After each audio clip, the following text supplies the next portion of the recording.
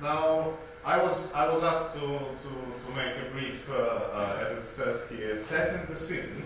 So I'll try not to keep you here for more than 10 minutes. The scene was perfectly said by Mr. President, and we have a lot of food for thought. I just wanted to think about our idea about this conference. And when we talked about this conference 2 years ago, Europe was different, and the world was different. And we thought that maybe there were some certain regional challenges to implementation of the European Convention of Human Rights. Maybe there are some issues that are related to, I don't know, like Eastern Europe, some to Southern Europe, some to, I don't know, like the UK and Ireland, or the UK itself.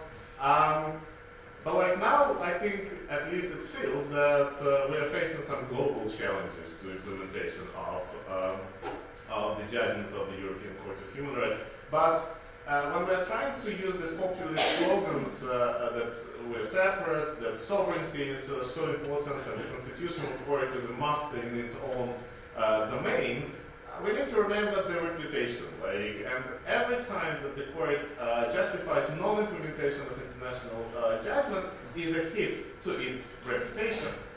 It is also a blow into the reputation of the European Court of Human Rights.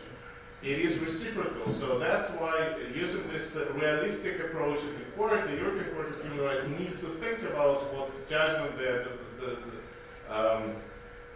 delivering from the point of view of reputation. A reputation is not just a word. A reputation is not something abstract that doesn't exist. We all know that 2 days ago the president of Russian Constitutional Court, who has already been mentioned today, and I'm not don't get me wrong, I'm not obsessed with Russia or anything like that, but I think that it's a good example. He was complaining to the president of the Russian Federation that he couldn't go to this World Judicial Forum that is happening in Lithuania because they are not really welcome here.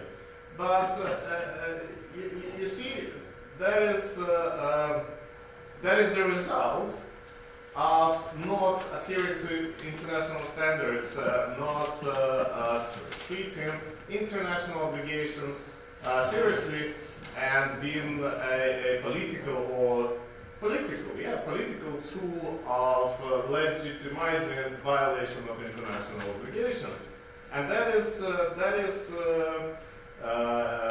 sort of problematic reputation that many courts might face if they keep legitimizing divergences from international obligations.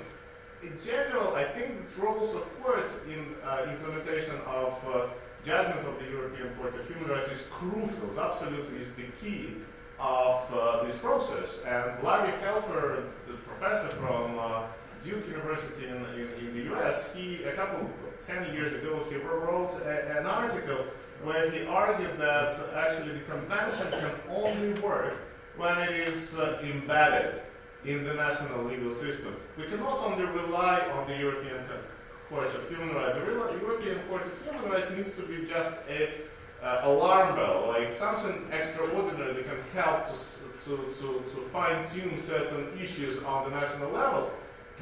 We can see that it is not the way that the European Court of Human Rights is working at the moment. So the role of national constitutional courts, the role of national ordinary court, or magistrate courts, I don't know, first instance courts, is crucial in implementing the judgment of the European Court of Human Rights. Again, 2 years ago, when we thought about that, we didn't know what sort of challenges there will be ahead of us.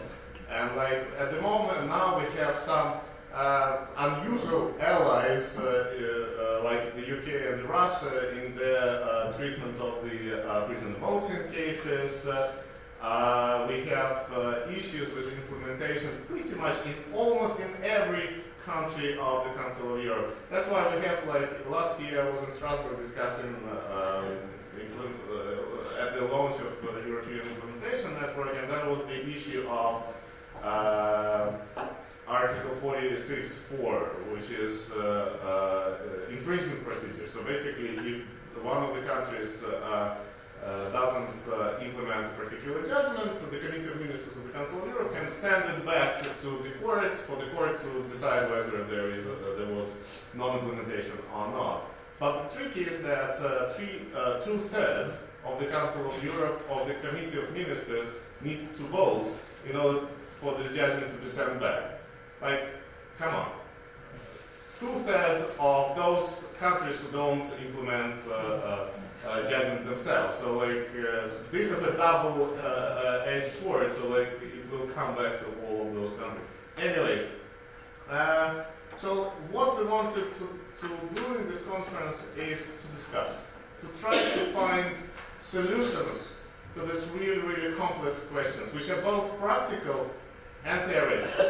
And we try to bring together academics, practitioners, judges, lawyers, people from NGOs that would help us to understand what are the challenges, whether there are still some regional challenges or we're facing a really, really global problem in implementation of human rights judgment. Thank you very much. And the coffee break is one level down. I don't know, like it's floor 2 or floor 3. This one is second floor.